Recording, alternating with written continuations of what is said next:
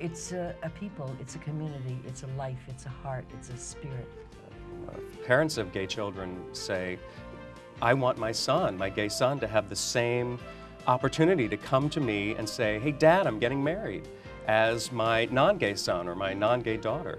The heck would you want a picture of a tattoo of $1,000 on your penis for? You might just need to satisfy yourself sexually alone at that point. Do I regret it? Not one bit. Did I think that I would actually take it the next step and do it again? You know. And what goes into their life, how they handle it. There are 12 houses, and each one of those houses has a particular function.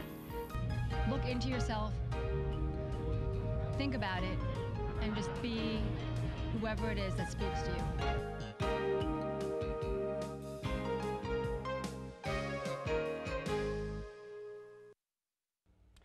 Hi, welcome to Talking About. I'm JC Alvarez, and we're very lucky to have with us today Michael Alago.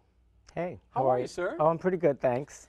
And you are the sort of the mind behind Rough Gods. Yeah. But you didn't start off as a photographer. This is a fantastic sort of like photo essay of some of your work. You sort of like made a name for yourself in the music industry. Yeah, I worked in music for 23 years. I was an A&R person at both Elektra Records and Geffen Records. And I did that for about 23 years. And it was really a lot of fun. And and you were really at the forefront of sort of discovering some really amazing talent. Yeah, on summer of '84, I signed Metallica to Elektra, and that kind of was the beginning of my career. And it was really an exciting time because here I was, this young 22-year-old person running around with a rock band. With rock bands, and it was just fun. I mean, I've always loved music, and I knew I wanted to be in the music business like my whole life, and I got that chance, and my instincts are good, so I just wound up finding some pretty extraordinary bands. And you also between both Elektra Records and Geffen Records. I worked with Metallica, White Zombie, and on the very other end of the spectrum, I signed Michael Feinstein to Elektra. And such a diversity of artists. Yeah, well, I just love music, and I kind of always wanted to work with the best. So whether that was the best in hard rock, heavy metal, or classics. Now, speaking of the best, you know, legendary status, Nina Simone. Oh, Nina Simone, she was like my idol. I mean, incredible talent. She's an idol to a lot of people. Yeah, a lot of people.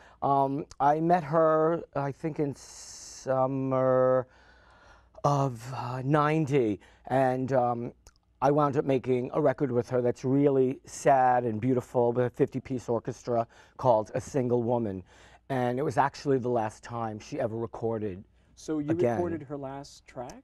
The last album, yeah. She never made recordings after that record she made for Elektra, and she passed away in April of 2003. That must have been a really electrifying time for you to sort of like be in the midst of it was fun, and she, you know, you never knew what was going to happen with her. It was drama all the time, but I fueled that fire with her because I just loved her so much. And I think, you know, we got along so well because she knew how much I loved her and respected her and the music, and we made a really extraordinary record. So basically, you ran the gamut of the rock star life. Like, you did a lot of stuff having to do with like heavy metal, R&B. It ran the gamut with you. So it's like you wore a lot of hats during your time in the music industry. Yeah, I did. But that was okay. I mean, it was a fun time, and there was so much great music out there, and I never wanted to just be categorized as this, he's the guy you go to for heavy metal. But I was. But like I said, I just love music, so I love the diverse range of artists that I worked with, whether it was Johnny Rotten from Public Image Limited or A&Ring the first Tracy Chapman album. Oh, brilliant.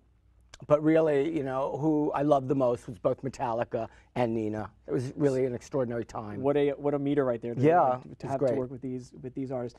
And then of course that leads us to what you're currently working on, which is photography. Yeah. And it is a particularly you certainly have a very clear inspiration for your photography. Tell us a little bit about Rough Gods. What made you want to turn to photography and sort of like get that rolling? Well, I've always loved photographs. I always loved seeing photographs and just trying to figure out what story was being told in snapshots. And then as I spaced out. My brain, my brain just stopped. Well, I've always loved photographs. So I just knew that after my 23 years in music, I wanted to do something else. And that something else was take pictures. And there was definitely a specific kind of man that I've been drawn to. Yes, these are the rough gods. And I always just thought, those are the pictures I'm going to take. They're going to be simple, they're going to be handsome, they're going to be strong, no nonsense, no props, no anything.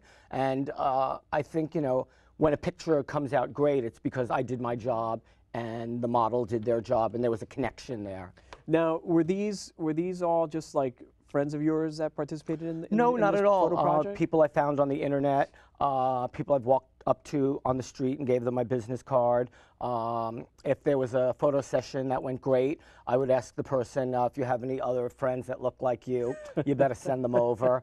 And I've just had really good luck finding people, and it's been fun and inspiring, and that's what I do now. It's like the Chelsea Black Book. It's no, yeah, not really. it's something.